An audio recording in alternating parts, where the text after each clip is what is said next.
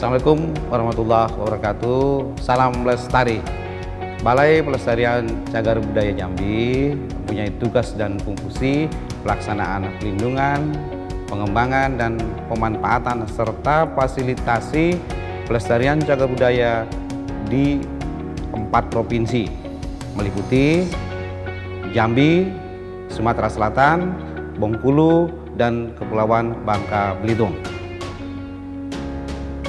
Potensi cagar budaya di Provinsi Sumatera Selatan sangat banyak dan beragam, mulai dari tinggalan prasejarah, klasik, hingga kolonial Islam. Salah satu cagar budaya yang berasal dari masa klasik adalah kawasan Percandian Bumi Ayu.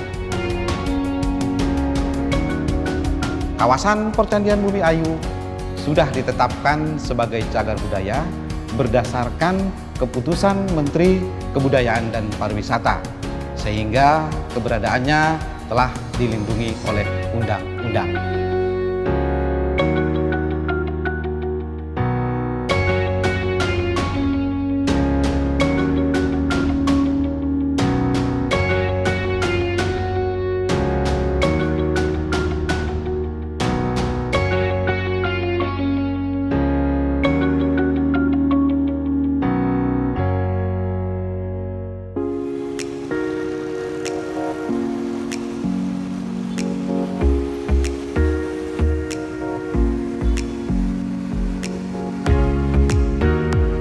Sumatera Selatan, salah satu provinsi di Indonesia yang tak hanya kaya akan sumber daya alam, namun juga warisan cagar budaya.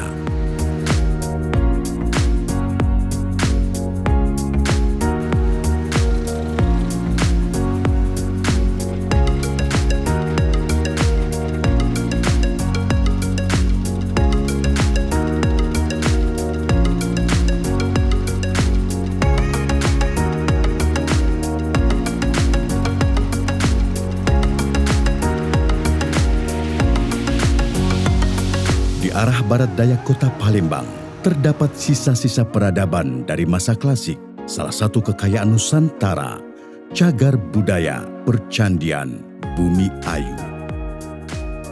Balai Pelestarian Cagar Budaya Jambi telah memugar 5 candi di kawasan Percandian Bumi Ayu, yaitu Candi 1, 2, 3, 7, dan 8.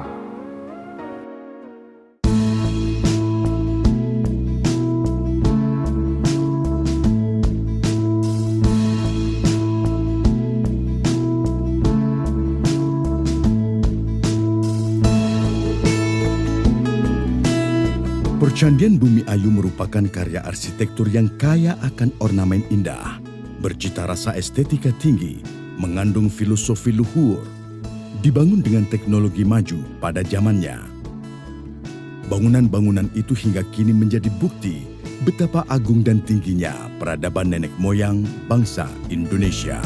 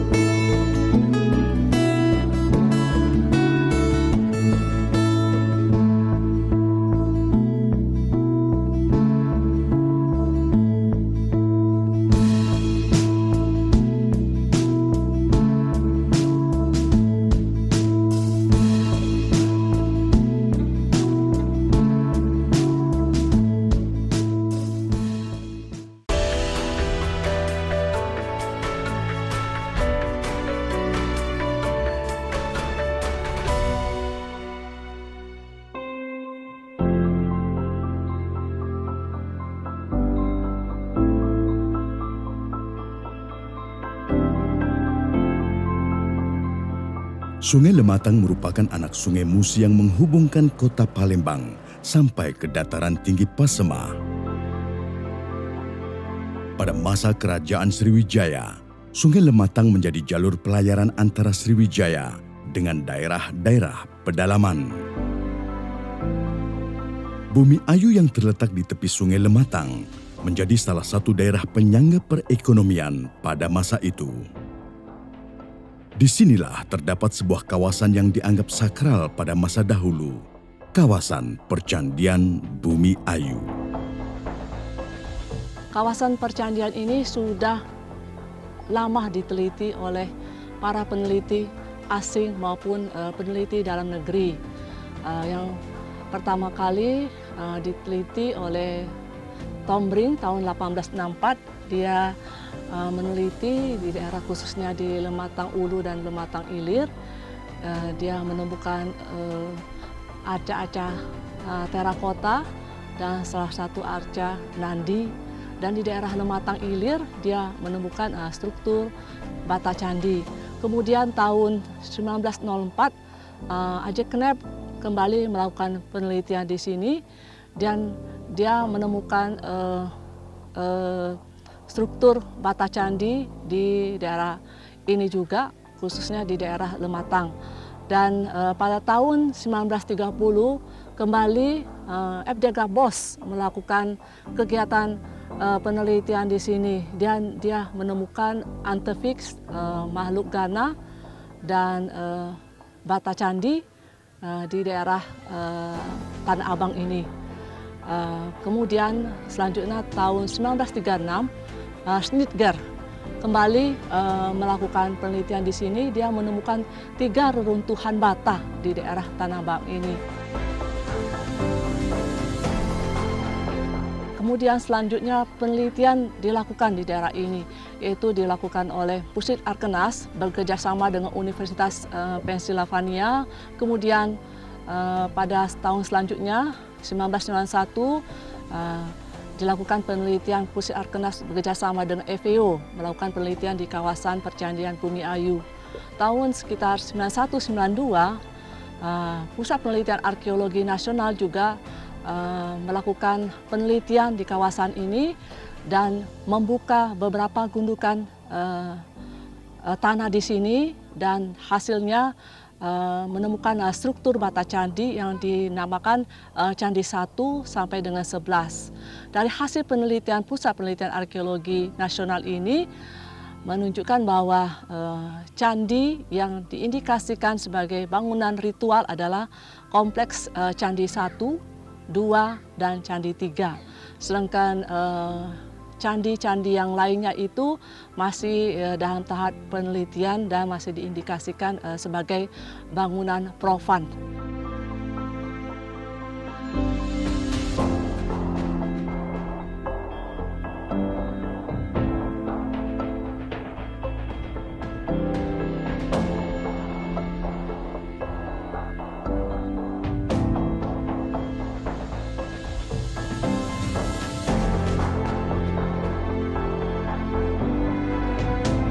Kemudian Balai Arkeologi juga melakukan penelitian di daerah ini sekitar tahun 2000, khususnya melakukan penelitian analisis Candi 3.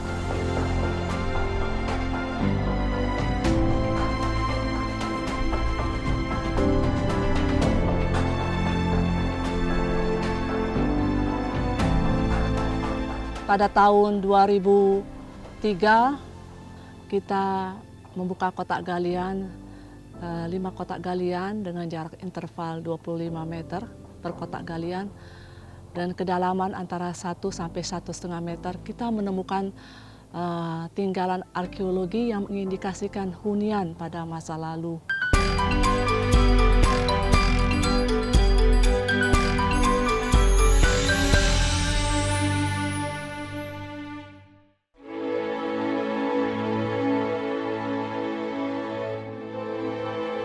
Ini adalah Candi 3 Bumi Ayu dengan latar belakang agama Hindu Tantrayana. Hal ini dibuktikan dengan ditemukannya arca-arca tantri seperti arca Sewa Bhairava, arca Dewi Bairawi dan arca-arca yang lainnya yang menggambarkan aliran tantris. Padahal sebelumnya di sini ada berkembang agama Hindu Buddha yang sudah berkembang sekitar abad 9 Masehi. Candi ini memiliki keletakan yang lebih tinggi daripada candi-candi lainnya di kawasan percandian Bumi Ayu. Seperti Candi 1, Candi 2, Candi 8, Candi 7, yang candi lainnya di lokasi yang lebih rendah daripada candi ini. Dan yang menarik lagi bahwa Candi 3 Bumi Ayu ini berdenah segi 8, sedangkan candi yang lainnya umumnya berdenah bujur sangkar maupun berdenah 4 persegi panjang. Dan diperkirakan di atas daripada Candi 3 ini dahulunya diletakkan sesuatu hal yang penting, mungkin saja lingga atau yang lainnya, sehingga candi ini merupakan suatu candi yang khusus dan yang unik di daerah ini. Di Candi 3 Bumi Ayu kita menemukan arca Bairawi. Ini menunjukkan pada masa itu pemeluk agama Hindu Tantrayana melakukan pemujaan kepada Dewi Bairawi. Arca ini digambarkan dengan untaian tengkorak di bagian dadanya. Di sini yang lebih menarik bahwa arca-arca Tantrayana berhiaskan tengkorak dan digambarkan dengan raut muka kroda atau menyeramkan. Seperti yang kita lihat pada arca Dwalapara di sini, di mana arca digambarkan dengan mata melotot, dengan mulut yang terbuka, dengan memiliki rahang dan hiasan tengkorak di atas kepalanya. Ini adalah Dwalapara dari Candi 3 Bumi Ayu yang berfungsi sebagai penjaga candi atau juga sebagai penolak balak daripada Candi 3. Yang menarik bahwa arca-arca dari Candi 3 Bumi Ayu yang kita temukan di sini ini adalah arca yang unik yang tidak kita temukan di percandian lain di Indonesia.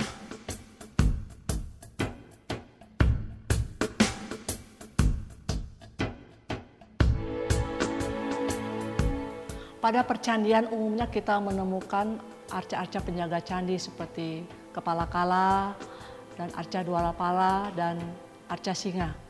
Dan seperti arca singa yang kita lihat di sini adalah arca singa dari Candi 3 Bumi Ayu yang digambarkan dalam posisi berdiri, memiliki mata yang melotot dengan mulut yang terbuka dan memegang atau mencengkram ular di sebelah kanannya, dan dia di bawah badannya terdapat arca kura-kura dalam posisi kepala keluar dari tempurung. Arca singa ini umumnya diletakkan di pintu gerbang candi yang melambangkan sebagai arca penjaga, binatang yang kokoh atau yang kuat, raja hutan yang perkasa yang bisa sanggup mengalahkan ular yang binatang yang juga ditakuti di hutan. Umumnya orang beranggapan bahwa bangunan candi di kawasan percandian Bumi Ayu ini terbuat dari bahan terakota atau tanah liat.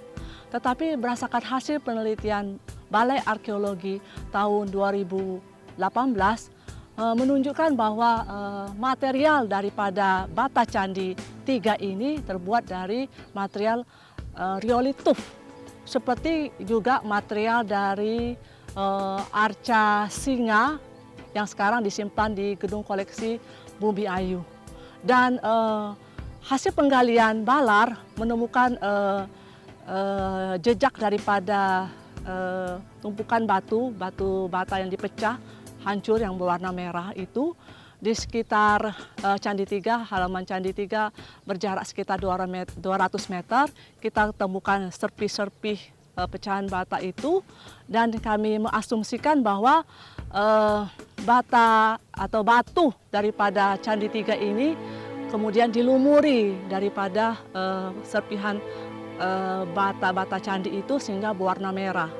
Seperti itu juga diperlakukan dengan arca singa yang disimpan di gedung koleksi Bumi Ayu. Ini adalah bekas meander Sungai Lematang yang disebut Danau Candi. Di mana kita ketahui bahwa Sungai Lematang itu berkelok-kelok, kemudian putus sehingga menyisakan suatu danau tapal kuda atau osmolek yang nampak kita lihat sekarang ini adalah Danau Candi yang berada di dalam kawasan Percandian Bumi Ayu. Danau Candi ini merupakan danau yang sangat penting pada masa itu sebagai jalur transportasi pada masa berkembangnya candi dan juga sebagai sumber kebutuhan. Di sana kita melihat ada Candi 2 Bumi Ayu dan di sisi sini kita menemukan Candi 3, bahwa dahulu daerah sini sering dilakukan aktivitas keagamaan dengan mengambil air dari Danau Candi ini.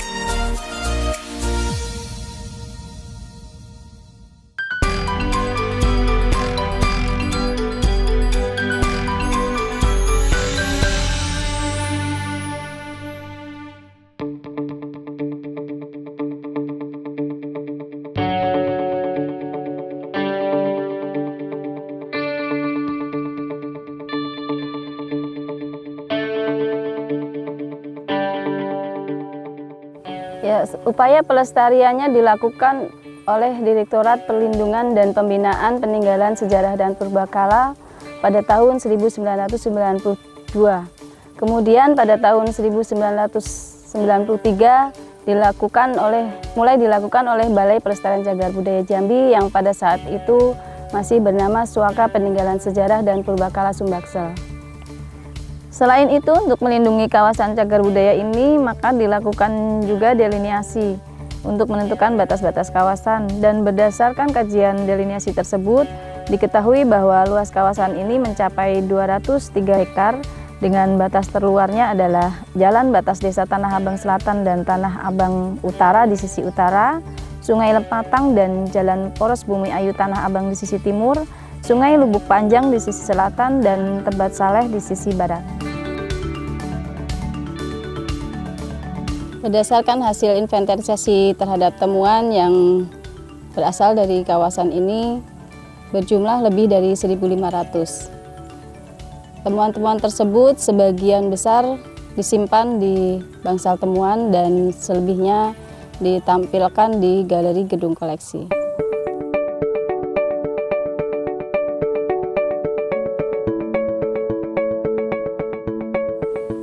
Pembangunan gedung koleksi di kawasan ini selain sebagai ruang pamer juga sebagai sarana edukasi dan rekreasi bagi masyarakat untuk lebih mengenal tinggalan yang ada di sini.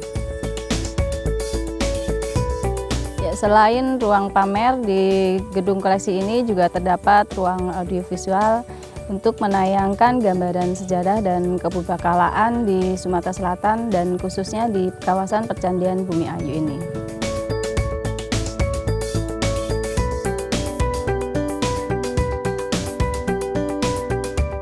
Fasilitas seperti jalan setapak, pagar, dan atap pelindung cagar budaya dibangun dengan maksud untuk menjaga keamanan dan kelestariannya. Selain juga untuk kenyamanan pengunjung. Atap pelindung cagar budaya merupakan upaya melindungi cagar budaya dari panas dan hujan yang dapat memicu kerusakan dan pelapukan, seperti pertumbuhan mikroorganisme dan penggaraman. Untuk menjaga keawetan dan kelestarian cagar budaya, tentunya perlu perawatan, dan perawatan biasanya secara rutin dilakukan oleh juru pelihara. Yang perawatan sehari-hari itu memang secara rutin tidak menggunakan bahan apapun. Dia biasanya dalam bentuk perawatan kering, maksudnya hanya dengan cukup dilap atau disapu atau dibersihkan. Sedangkan perawatan dengan menggunakan bahan konservan baik secara tradisional maupun secara kimiawi harus dilakukan oleh tenaga yang berkompeten di bidang konservasi. Di kawasan Percandian Bumi Ayu ini sudah ada juru pelihara baik PNS maupun yang honorer, dan untuk menjaga keamanan juga sudah ada satuan pengamanan.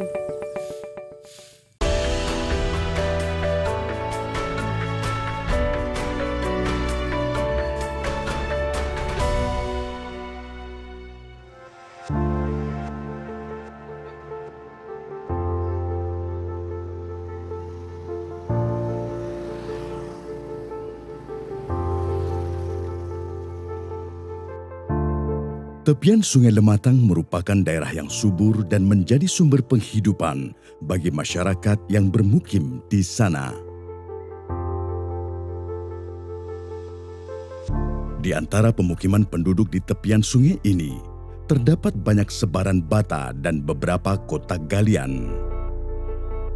Namun demikian, berbagai peninggalan arkeologi tersebut tak luput dari ancaman erosi akibat tergerus arus Sungai Lematang yang cukup deras melanda tepian Sungai Lematang. Untuk itu, upaya perlindungan sebagai bagian dari pelestarian terus-menerus diupayakan oleh Balai Pelestarian Cagar Budaya Jambi.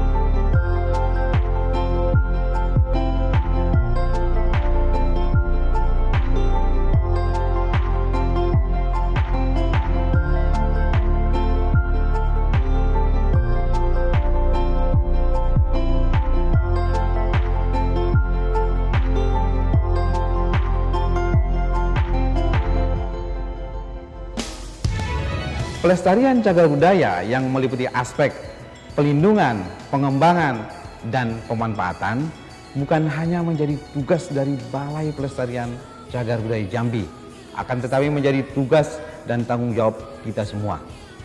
Karena cagar budaya selain merupakan warisan dari nenek moyang kita, juga adalah titipan dari generasi yang akan datang, anak cucu kita. Ayo, kunjungi, lindungi, lestarikan cagar budaya kita.